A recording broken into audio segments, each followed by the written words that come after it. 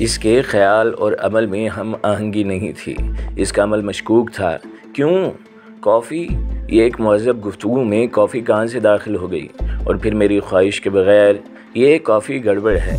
اب میرا ذہن ہدایات دینے لگا اور میں نے اس کے مشورے سے کچھ فوری فیصلے کیے۔ حیدر سماوی کو واپسی میں 5 منٹ لگ گئے۔ 2 کافی کے برتنوں کے ساتھ اندر آیا، پھر اس نے ایک پیالی میں کافی انڈیل کر مجھے دی اور دوسری خود لے کر کچھ فاصلے پر جا بیٹھا۔ میں اس دوران بندوبست کر چکا تھا۔ ایک گلدان اٹھا کر میں نے اپنی نشست کے پاس ایسی جگہ رکھ لیا تھا جہاں سے وہ نظر نہ آ سکے۔ پھر میں نے اٹھتے ہوئے کہا، ایکسکیوز می مسٹر سماوی، مجھے تھوڑا سا پانی درکار ہے، آپ براہ کرم مجھے یہ بتا دیجیے۔ اوہو، میں لاتا ہوں، تم کہاں جاؤ گے؟ انہوں نے کہا۔ نہیں، مجھے شرمندہ نہ کریں۔ جی 1 منٹ، حیدر سماوی نے کہا۔ وہ باہر نکل گیا۔ اس کے باہر جاتے ہی میں نے کافی کی پیالی اٹھائی، اسے سونگھا۔ مجھے اندازہ ہو گیا کہ کافی سے اٹھنے والی بھاپ میں کافی کے علاوہ کسی اور شے کی بھی بہت ہلکی سی بو ہے۔ میں نے مسکرا کر کافی اس کی جگہ رکھ دی۔ حیدر سماوی ایک گلاس اور ٹھنڈے پانی کا جگ لے آیا۔ میں نے اس سے جگ لے کر ایک گلاس پانی پیا، لیکن اس میں بھی میں نے احتیاط کا دامن ہاتھ سے نہ چھوڑا۔ حیدر سماوی نے اپنی پیالی سے کافی کے گھونٹ لیے۔ میں نے پیالی اٹھا کر منہ سے لگائی، لیکن اپنے فن کا مظاہرہ کرتے ہوئے اسے گھونٹ بھی نہیں لیا جس کا اسے پتہ نہ چل سکا۔ میں نے کہا، میری ماں کی صحت کیسی ہے؟ بہتر ہے، حیدر سماوی بولا۔ شاید یہ بات آپ کو معلوم نہ ہو کہ نعمان اسدی نے مجھے میری ماں کی موت کی خبر دی تھی۔ کیا مطلب؟ حیدر سماوی چونک کر بولا۔ مجھے اب سے چند روز قبل یہ معلوم نہیں تھا کہ میری والدہ حیات ہیں، اور جب مجھے اس کا علم ہوا تو میں بے چین ہو گیا۔ میں نے پیالی دوبارہ ہونٹوں سے لگا لی، بالکل غیر محسوس انداز سے اس کا محلول گلدان میں گراتا جا رہا تھا۔ یقیناً ایسا ہی ہوگا، لیکن زمرد جہاں نے اپنے لیے بڑے غلط راستے منتخب کر لیے۔ کاش ایسا نہ کرتی۔ کیسے غلط راستے؟ میں نے آواز میں تھوڑی سی لکنت پیدا کرتے ہوئے کہا۔ ہمارے خاندان برسوں سے یکجا تھے، بڑی ہم آہنگی تھی ہمارے درمیان، لیکن جہاں سے انوکھے کھیل شروع کر دیے گئے۔ کیا؟ میں نے کہا۔ امیر کی کہانی ختم ہو چکی ہے۔ گڑھے مردے اکھاڑنے سے کچھ حاصل نہیں ہوتا، لیکن اس نے ایک تحریک کا آغاز کیا ہے۔ کچھ حاصل نہ ہوگا اسے اس تحریک سے، پہلے میں نے اسے سمجھایا، لیکن اس نے مجھ سے بیر باندھ لیا۔ میں اس ملک کا ایک قانون دان ہوں اور اس کے مفادات مجھ پر فرض ہیں۔ مجھے ایک ایسی کتاب کا علم ہوا ہے جس میں امیر کی سوانح حیات درج کی گئی تھی۔ اس میں ایسے انکشافات تھے جن سے امیر کی موت کے باوجود ایک تحریک کا انکشاف تھا۔ میں نے کتاب کے حصول کے لیے جد و جہد کی اور اسے پا لیا، لیکن پھر وہ رکا۔ اس نے چونک کر مجھے دیکھا۔ مجھے احساس ہوا کہ وہ مجھے غور سے دیکھ رہا ہے۔ غالباً اس کے اندازے کے مطابق مجھے اب تک بے ہوش ہو جانا چاہیے تھا، حالانکہ میں بے ہوش نہیں ہوا تھا۔ یہ کہانی مجھے عجیب لگ رہی تھی، لیکن صبر سے کام لینا تھا۔ پیالی کی بکیا کافی فرش پر گری، پھر پیالی نیچے گر گئی اور آخر مجھے زمین پر آنا پڑا۔ میں بے سدھ ہو کر گر گیا۔ حیدر سماوی نے فوراً اپنی پیالی نیچے رکھی اور کھڑا ہو گیا۔ پھر وہ میری طرف لپکا تو میں نے آنکھوں کی وہ جھری بند کر لی جس سے میں اس کی حرکات کا جائزہ لے رہا تھا۔ وہ میرے قریب آ بیٹھا اور اس نے طاقت لگا کر مجھے سیدھا کیا۔ ایک لمحہ میرا جائزہ لیتا رہا، پھر برق رفتاری سے اپنی جگہ سے اٹھا اور باہر نکل گیا۔ اب مجھے یہ فیصلہ کرنا تھا کہ اس کے بعد کیا کروں۔ اصل میں میں یہ جائزہ لینا چاہتا تھا کہ مجھے بے ہوش کر کے وہ کیا کرنا چاہتا ہے۔ ابھی یہی سوچ رہا تھا کہ باہر جا کر اسے دیکھوں کہ وہ واپس آ گیا۔ اس کے ہاتھوں میں رسی تھی۔ گڈ، میں نے سوچا۔ حیدر سماوی صاحب ذہین ہیں، وہ قریب آ گئے، طاقت لگا کر مجھے اوندا کیا، پھر مزید طاقت سے میرے دونوں ہاتھ پشت پر کیے، جس میں انہیں شدید پریشانی کا سامنا کرنا پڑا، کیونکہ میں ہاتھوں کی ایسی ڈائریکشن نہیں دینا چاہتا تھا کہ انہیں مکمل کامیابی حاصل ہو۔ ان سے جو بن پڑا انہوں نے کیا، پھر پیروں کی طرف متوجہ ہو گیا۔ وہ اس مشقت سے ہانپنے لگے، بہرحال فارغ ہو گئے۔ اس کے بعد انہوں نے آگے کا عمل کیا۔ وہ فون کے قریب پہنچے اور نمبر ڈائل کرنے لگے۔ کچھ دیر انتظار کیا، پھر بولے، خاتون زمرد جہاں سے بات کراؤ۔ بکواس مت کرو، انہیں بتاؤ میں حیدر سماوی بول رہا ہوں۔ ہاں، حیدر سماوی۔ پھر کوئی 1 منٹ تک مکمل خاموشی رہی۔ ہاں، میں ہی ہوں زمرد جہاں۔ مجھ سے زیادہ کون تمہارے بارے میں جان سکتا ہے؟ چھوڑو ان باتوں کو، تم نے تو شاید ساری زندگی دوستوں کو دشمن سمجھا ہے۔ اور دوسری طرف وہ آواز سنتا رہا، پھر بولا، عقل کا فطور ہے، دیکھو، اگر میں دشمن ہوتا تو اس قدر جد و جہد نہ کرتا، سیدھا قانون کا دھارا لیتا، اور تم جانتی ہو یہ انکشافات حکومت کے لیے کتنی اہمیت کے حامل ہوتے۔ مجھے کیا کیا اعزازات نہ ملتے، لیکن تمہارے خاندان سے، تم سے یہ میری دوستی ہی ہے جس نے مجھے اس کام سے باز رکھا۔ رکھا۔ ہاں زمرد جہاں، غور کرو، بے وقوف ہو تم، غلط مقصد چنا ہے تم نے اپنی زندگی کے لیے، نقصان اٹھاؤ گی، کچھ نہیں بگاڑ سکو گی تم اور تمہاری تنظیم حکومت کا، بہک گئے ہو تم لوگ۔ میں جانتا ہوں تم کس کے لیے کام کر رہے ہو، کون تمہاری ڈور ہلا رہا ہے، اس کے جال میں نہ ہو زمرد جہاں، تمہیں خود بھی معلوم ہے کہ وہ لوگ کیا چاہتے ہیں۔ ٹھیک ہے زمرد جہاں، ٹھیک ہے، اس سے زیادہ وفا شعار نہیں ہو سکتا۔ میں محب وطن ہوں، اپنے وطن کو سازشوں سے بچانا چاہتا ہوں۔ اس تنظیم کے خاتمے کے لیے میری مدد کرو پلیز زمرد جہاں۔ اچھا ٹھیک ہے، زندگی میں دوسرے بے شمار مشغلے ہوتے ہیں، میں بھی مجبور ہوں، ابھی تک میں نے قانون کا سہارا نہیں لیا، لیکن لگتا ہے تم مجھے مجبور کرو گی۔ تم سے کچھ اور کہنا چاہتا ہوں۔ ہاں بیٹا، اسے بھول گئی؟ جوان ہو چکا ہے، شاندار ہے، خوبصورت ہے، اپنے باپ کی طرح، اتفاق سے میرے پاس ہے۔ ہاں جھوٹ نہیں بول رہا، تمہاری تلاش میں آیا ہے، نعمان اسدی مر چکا ہے اور اب وہ ماں کو تلاش کر رہا ہے۔ نہیں زمرد جہاں، میں جھوٹ نہیں بول رہا، بالکل سچ کہہ رہا ہوں۔ ہاں اس وقت بھی وہ میرے پاس ہے، میں نے اسے بے ہوش کر دیا ہے۔ تفصیل جانے دو زمرد جہاں، ہم جن حالات سے گزر رہے ہیں وہ تمہارے پیدا کرتا ہیں۔ اوفو، دل چاہے تو یقین کر لو ورنہ تمہاری مرضی ہے۔ ہاں وہ ہے اور میں اسے تمہارے حوالے کرنا چاہتا ہوں۔ نہیں زمرد جہاں، یہ فریب نہیں ہے، باخدا بالکل سچ کہہ رہا ہوں۔ ہاں وہ کتاب میرے حوالے کر دو، وہ کتاب میرے حوالے کر دو، اور آنکھ میرے پاس ہے۔ نہیں مجھے پوری کتاب درکار ہے۔ نہیں زمرد جہاں، یہ ممکن نہیں، جانتی ہو میں ضدی انسان ہوں۔ کیا فائدہ تمہیں بیٹے کے نام پر سامنے آنا پڑے گا، ممکن ہے وقت گزر جائے، کیا تم اتنی سنگ دل ہو؟ افسوس، تمہاری مرضی، چلو ٹھیک ہے، میں تم سے آخری بار رابطہ کروں گا اور تمہارے بیٹے سے تمہاری بات کراؤں گا، پھر بھی تمہارے اندر تبدیلی رونما نہ ہوئی تو میں اپنے اخلاقی فرض سے بری الذمہ ہو جاؤں گا۔ اوکے، خدا حافظ۔ اس نے فون بند کر دیا، لیکن مجھ پر حیرتوں کے لاتعداد دروازے کھل گئے اور میں اس گفتگو سے حالات کا تجزیہ کر رہا تھا۔ میرے دل میں کچھ اور عجیب احساسات جنم لے رہے تھے۔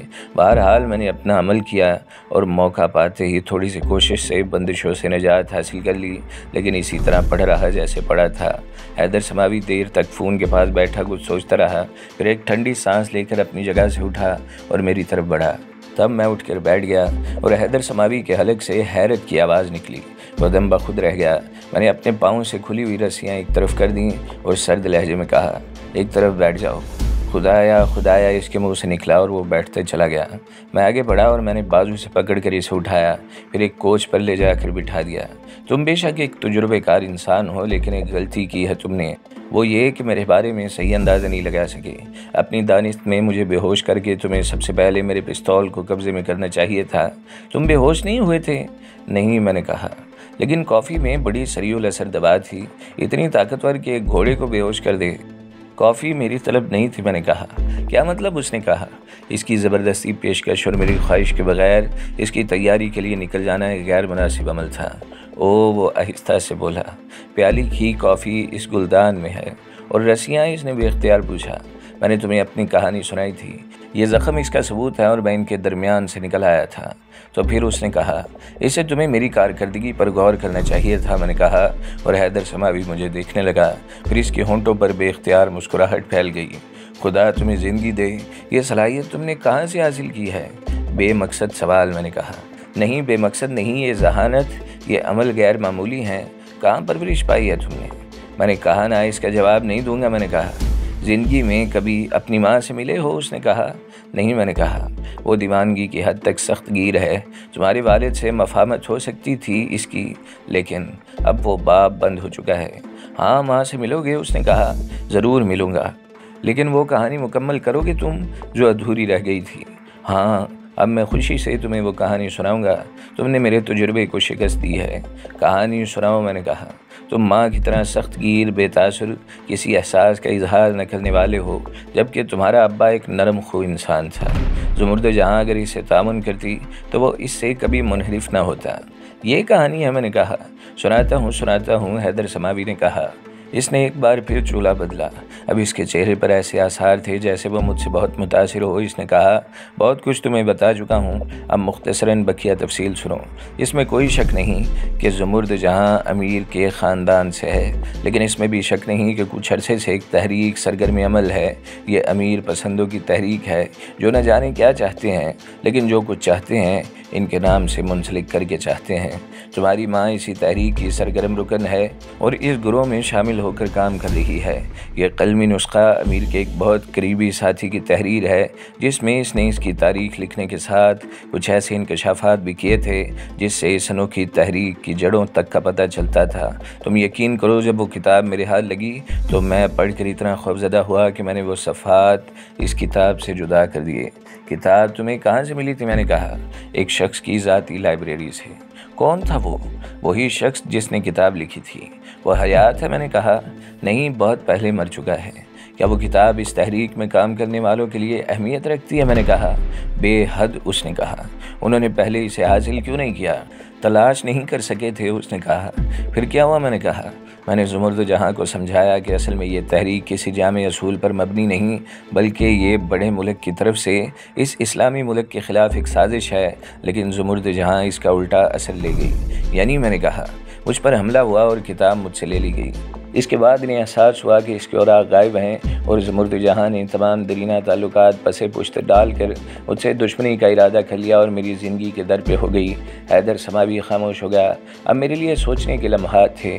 میں دیر تک خاموش رہا، پھر میں نے کہا، اب آپ کا کیا ارادہ ہے؟ بہت بددل ہو چکا ہوں، تم یقین کرو، سیدھا متعلقہ حکام سے رجوع کر سکتا ہوں، تحفظ مل جائے گا اور بہت سے لوگ منظر عام پر آ جائیں گے۔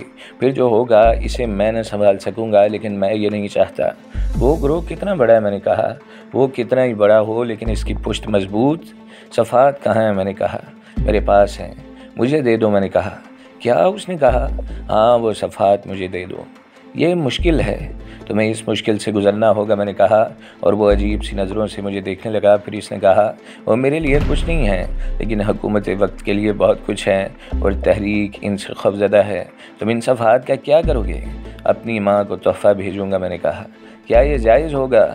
وہ دکھ بھرے لہجے میں بولا، نہیں۔ میں نے کہا، مطلب؟ وہ چونک پڑا۔ وہ صرف تحفہ ہوگا بیٹے کی طرف سے ماں کے لیے۔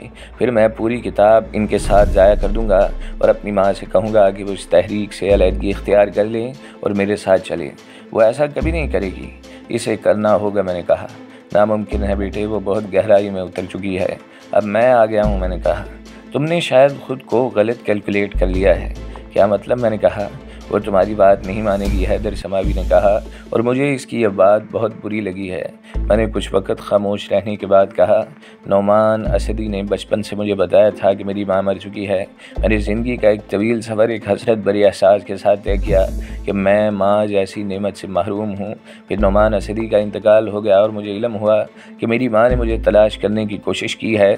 میں اس سے ملوں گا اور پھر اس سے کہوں گا کہ وہ یہ سب کچھ چھوڑ کر میرے لیے جیے، مجھے میری محرومیوں کا نعم البدل دے، اور مجھے یقین ہے وہ ایسا کرے گی۔ تمہیں یقین ہے؟ اس نے کہا، ہاں۔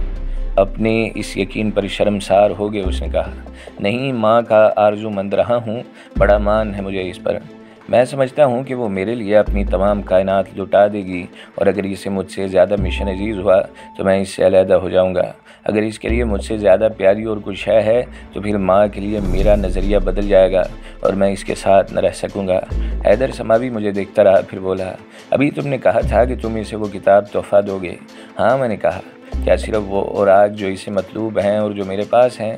نہیں، پوری کتاب گروہ کے افراد لے جا چکے ہیں۔ اس نے کہا، مجھے علم ہے میرے عزیز، اگر اپنے آپ کو اتنا مستحکم سمجھتے ہو تو صرف مجھ بوڑھے پر ستم نہ کرو، اپنی صلاحیتیں، اپنی جوانی ان لوگوں پر بھی صرف کرو۔ حیدر سماوی وعدہ کرتا ہے کہ اگر تم ان لوگوں سے کتاب حاصل کرنے میں کامیاب ہو گئے تو نہایت خوشی کے ساتھ وہ اوراق تمہیں پیش کر دے گا۔ میرے ہونٹوں پر مسکراہٹ پھیل گئی۔ میں نے کہا، جلد بازی صرف نوجوانی میں نہیں کی جاتی بلکہ کسی بھی عمر میں کر لی جاتی ہے۔ کیا تم نے یہ فیصلہ کرنے میں جلد بازی نہیں کی ہے؟ میں نے کہا، جو کچھ بھی ہے میرا وعدہ اٹل ہے، شاید بعد میں تمہیں افسوس ہو۔ گھمنڈ بری چیز ہے بیٹے، خیال رکھنا شاید تمہارے لیے یہ آسان نہ ہو۔ تم ہر حالت میں اپنے وعدے پر قائم ہو؟ میں نے کہا، ہاں۔ اس نے کہا، تو پھر سنو کتاب میرے پاس ہے، میں نے حیدر سماوی سے کہا اور اس کے چہرے کے تاثرات سے لطف اندوز ہونے لگا۔ پھر اس نے یقین نہ کر کے کہا، تم نے پہلی بار اپنا امیج توڑا ہے؟ کیوں؟ میں نے کہا، یہ جھوٹ بول کر۔ نہیں، کتاب میں نے حاصل کر لی تھی ان سے۔ کب، کیسے؟ اس نے کہا اور میں نے اسے گزرے ہوئے واقعات سنا دیے۔ وہ ہلکے سے انداز میں ہنس کر بولا، کاش تم یہ جھوٹی کہانی مجھے نہ سناتے۔ میں نے اسے چیلنج کر دیا تھا کہ میں فلاں ہوٹل میں مقیم ہوں، وہ مجھ سے مل سکتے ہیں۔ چنانچہ جب میں نے یہاں آنے کے لیے ہوٹل چھوڑا تو سوچا کہ ممکن ہے میرے پیچھے وہ وہاں آئیں اور میرے کمرے کی تلاشی لیں، اس طرح انہیں مشقت کے بغیر کامیابی ہو جائے گی۔ تو پھر اس نے کہا، اس لیے میں کتاب اپنے ساتھ ہی لے آیا۔ میں نے کہا، کیا؟ حیدر سماوی کی سرسراتی آواز ابھری، اور اسے ایسی جگہ پوشیدہ کر دیا جہاں سے واپسی میں اسے آسانی سے اپنے ساتھ لے جا سکوں، یعنی اس عمارت کے گیٹ کے پاس ایک خلا میں وہاں موجود ہے۔ نوجوان لڑکی، عجیب بات کہہ رہے ہو، ہمارے درمیان معاہدہ ہو چکا ہے۔ ہاں، وہ پرجوش لہجے میں بولا۔ تو پھر آؤ تم وہ بقیہ صفحات ساتھ لے لو، میں تمہیں وہ کتاب دکھا دیتا ہوں۔ نہیں، پہلے میں کتاب دیکھوں گا، اس نے کہا۔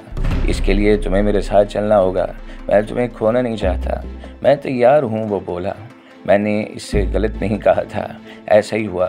وہ خطرہ مول لے کر عمارت کے گیٹ تک میرے ساتھ آیا اور میں نے کتاب نکال کر اس کے سامنے کر دی۔ اس نے ایک نگاہ میں اسے پہچان لیا۔ وہ مستربانہ انداز میں بولا، آؤ آؤ، اندر یہ جگہ مخدوش ہے۔ روشنی میں اس نے کتاب دیکھی، پھر مجھے دیکھنے لگا اور بولا، میں نہیں جانتا کہ نعمان نصری نے کس خیال کے تحت تمہاری تربیت اس اعلیٰ انداز میں کی ہے۔ میں اپنے وعدے کا پابند ہوں، آؤ تمہیں صفحات دے دوں۔ اس نے بھی ان صفحات کو چھپانے کے لیے ایسی جگہ کا انتخاب کیا تھا جہاں کسی کا تصور بھی نہیں جا سکتا۔ صفحات میرے حوالے کر کے وہ حسرت بھرے لہجے میں بولا، اے کاش تم اپنی ماں کے مشن کے شریک نہ بنو، کاش وہ تمہیں اپنے فریب کا شکار نہ کر سکے۔ میں نے اب تک تم سے کوئی جھوٹ نہیں بولا۔ میں نے کہا، اگر مجھ پر کچھ بھروسہ ہے، اس بات پر یقین کر لو کہ اگر میری ماں نے اس تنظیم سے کنارہ کشی اختیار نہ کی تو میں اس سے کنارہ کش ہو جاؤں گا۔ ٹھیک ہے، میں نے تم پر اعتبار کر لیا۔ اب مجھے بتاؤ میں اس سے کہاں مل سکتا ہوں؟ 3 فون نمبر نوٹ کر لو، وہ ان میں سے کسی پر ضرور مل جائے گی۔ نہ ملے تو اسے اپنے بارے میں بتا دینا، میرا مطلب ہے جو فون سنے اسے۔ اور اس نے خود ہی کاغذ پر مجھے وہ 3 نمبر لکھ دیے تھے۔